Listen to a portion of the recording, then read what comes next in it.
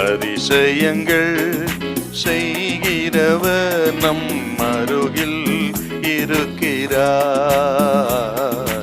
அற்புதங்கள் செய்கிறவர் என்றும் நமக்குள் வசிக்கிறார். சங்கீதம் 42:1 வாசிங்க.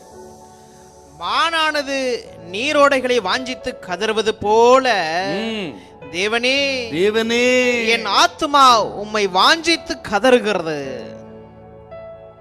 தேவன் மேல் வாஞ்சை. இந்த சங்கீதக்காரனுக்கு ஒரு கலக்கம் இருந்ததாக நம்ம பார்க்கிறோம். என்ன கலக்கம் கேட்டீங்கன்னா, இவருக்கு ஒரு தேவை வரும் பொழுது இவர் நம்பி இருக்கிற தேவன் தூரமா இருப்பதை போல உணர்கிறாருங்க. அவர் ஒரு தேவை வரும் பொழுது அது சந்திக்கப்படாததினால் கர்த்தர் தூரமா இருக்கிறாரோன்னு ஒரு துக்கங்க அவருக்கு. இன்னொரு விஷயம், இந்த சங்கீதக்காரனுக்கு உண்டான இந்த மன சோர்வு, துக்கம், துயரத்துக்கு இன்னொரு காரணம் என்னன்னா, அது ஏன் இன்னும் அதிகரிக்குது அவருக்கு? கடந்த காலத்தின் நினைவுகள் அவரை வாட்டி வதைக்கிறது. கடந்த காலத்தின் நினைவு என்ன? ஒரு காலகட்டத்தில் ஜனங்களோடு கூட எருசலேம் தேவாலயத்துக்கு போய் பண்டிகையை ஆசரித்தவர். ஆனால் இப்போ முடியல, ஏதோ சில பிரச்சனைகள். பண்டிகை ஆசரிப்பதற்கு, தேவனை ஆசரிப்பதற்கு போக முடியாத ஒரு நிலைமையில அப்படி போன அந்த நாட்களை நினைத்து கலங்குகிறார்.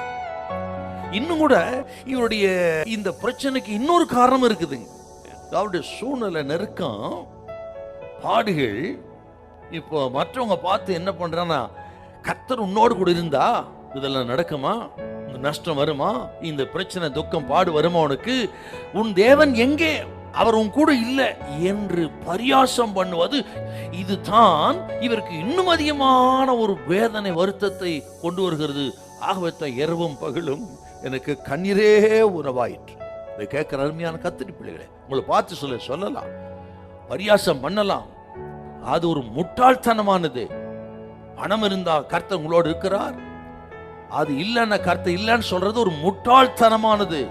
அதுக்கு நீங்க செவி கொடுக்க கூடாது. யாரா இருந்தாலும் சரி, ஆண்டவரோடு இருக்கீங்களா பாரு, தேவ சமாதானம், தேவ பிரசன்னம், தேவ மகிழ்ச்சி இருக்குதா பாரு, அதுதாங்க முக்கியம் நமக்கு. ஆகவே மற்றவர்கள் சொல்ற இத பரியாசத்துக்கு இடம் தராதீங்கள். கர்த்தர் சொல்றார், இன்னைக்கு கடந்த கால தோல்வியை பார்க்காதீங்க, எதிர்காலத்தை பாருங்க. எதிர்காலம் ஆண்டவர் கரத்திலே இருக்கிறது.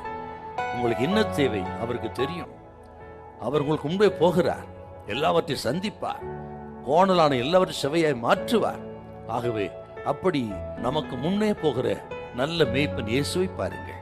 அவர் சத்தத்தை கேட்கிற எந்த ஆடுகளும் ஒரு நாளும் வழிவிலைக்கு போறதே கிடையாது. பயப்படாதிருங்க, கர்த்தர் கடைசி வரை உங்களை நடத்துவார். ஹல்லேலூயா, ஹல்லேலூயா.